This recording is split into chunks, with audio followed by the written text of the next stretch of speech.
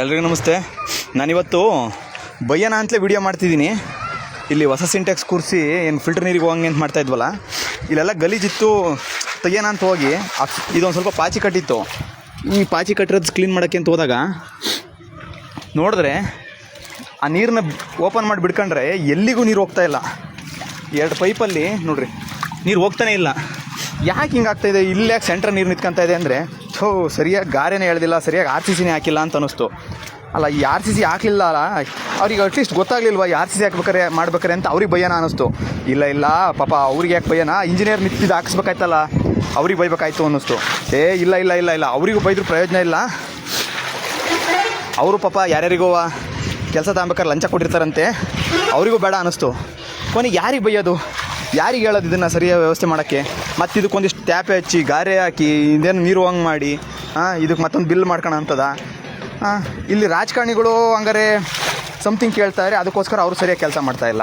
Okay, ರಾಜಕಾರಣಿಗಳು something ಕೇಳ್ತಾರೆ, ಭ್ರಷ್ಟರಾಗಿದ್ದಾರೆ ಅನ್ನೋದಾದರೆ ರಾಜಕಾರಣಿಗಳ ಹತ್ರ ದುಡ್ಡು ಕೇಳ್ತಾ ಇದ್ದೀವಲ್ಲ, ಅವ್ರು ಯಾರು? ಮತ್ತು ಜನಗಳು. ಸರಿ, ಜನಗಳು ಎಲ್ಲರೂ ದುಡ್ಡು ಇಸ್ಕೊತಾ ಇದ್ದೀವ? ಇಲ್ಲ. ಮತ್ತು ಯಾರಿಗೆ ಬೈಯೋದು ಮರೆಯ? ಇದನ್ನು ಯಾರಿಗೆ ಹೇಳ್ಕೊಳೋದು ಮರೆಯ? ಹಿಂಗೆ ಸೆಂಟ್ರ್ ನೀರು ನಿಂತ್ಕೊಂಡು ಯಾವತ್ತೋ ಒಂದು ದಿವಸ ಬಿಲ್ಡಿಂಗು ಕುಸ್ತು ಬಿದ್ದೋದ್ರೆ ಅಡಗಿರೋ ಮಕ್ಕಳುಗಳು ಯಾರೋ ಮರೆಯ? ಇಲ್ಲಿ ಯಾರಿಗೋ ಬೈಯೋದ್ರಿಂದ ಈ ಬದಲಾವಣೆಗಳು ಆಗ್ತವೆ ಅಂತ ಅನ್ನಿಸ್ತಾ ಇಲ್ಲ. ಹಾಗಾಗಿ ಬೈಯೋದು ಬೇಡ, ಸ್ವಚ್ಛಗೊಳಿಸ್ಬೇಕಾಯ್ತು, ಸ್ವಚ್ಛಗೊಳಿಸಾಗಿದೆ. ಆದರೆ ಇನ್ನು ಮುಂದೆ ಈ ರೀತಿ ಯಾವುದೇ ಶಾಲೆ ಕೆಲಸಗಳು ನಡಿಬೇಕಾದ್ರೆ ಸ್ವಲ್ಪ ಯೋಚನೆ ಮಾಡಿರಿ. ಅಥವಾ ಶಾಲೆ ಅಂತಲೇ ಅಲ್ಲ, ಸಾರ್ವಜನಿಕ ರಸ್ತೆ, ಇನ್ನೊಂದು ಮತ್ತೊಂದು ಆಸ್ಪತ್ರೆ ಆಗ್ಬೇಕಾದ್ರೆ ಒಂದು ಸ್ವಲ್ಪ ಮುತುವರ್ಜಿ, ಒಂದು ಸ್ವಲ್ಪ ಜವಾಬ್ದಾರಿ. ಅದಕ್ಕೆಲ್ಲ ಜವಾಬ್ದಾರಿ ತಾಣಕ್ಕೆ ಇಂಜಿನಿಯರ್ ಇರಲ್ಲೇನೋ ಮರೆಯ ಅಂತ ನೀವು ಹೇಳ್ಬೋದು. ಇಂಜಿನಿಯರ್ ಇರ್ತಾರೆ. ಎಲ್ಲ ಒಂದು ಕಡೆ ನಾವು ನಮ್ಮ ಜವಾಬ್ದಾರಿ ತಾಣಲಿಲ್ದಾಗ ಅವರು ಅವ್ರ ಜವಾಬ್ದಾರಿ ತಾಣಲ್ಲ. ಅಂದರೆ ಆ ರೀತಿಯ ಈ ಶಾಲೆಗಳಲ್ಲಿ ಕಲಿತಂಥ ಪಾಠ ಎಲ್ಲಿಗೆ ಹೋಯ್ತು? ಕಳಬೇಡ, ಕೊಲಬೇಡ, ಹುಸಿಯ ನುಡಿಯಬೇಡ ಎಲ್ಲಿಗೆ ಹೋಯ್ತು? ಅರ್ಥ ಮಾಡ್ಕೊಳ್ಳಿ. ನೈತಿಕವಾಗಿ ಅಧಪತನ ಹೊಂದ್ತಾ ಇದ್ದೀವಿ. ಈ ನೈತಿಕ ಅಧಪತನ ಮುಂದೆ ದೊಡ್ಡ ತೊಂದರೆನ ಮಾಡುತ್ತೆ.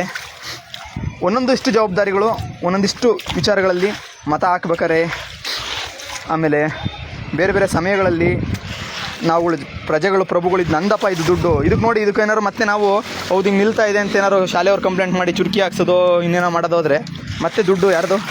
ನಿಮ್ಮದೇ ದುಡ್ಡು. ಈ ದುಡ್ಡನ್ನು ಬೇರೆದಕ್ಕೆ ಬಳಸ್ಬೋದಿತ್ತಲ್ವ? ಯೋಚನೆ ಮಾಡಿ. ಓಕೆ, ಯೋಚನೆ ಮಾಡಲೇಬೇಕಾದ ಅನಿವಾರ್ಯ ಘಟ್ಟದಲ್ಲಿದ್ದೀವಿ. ಯೋಚನೆ ಮಾಡಿ.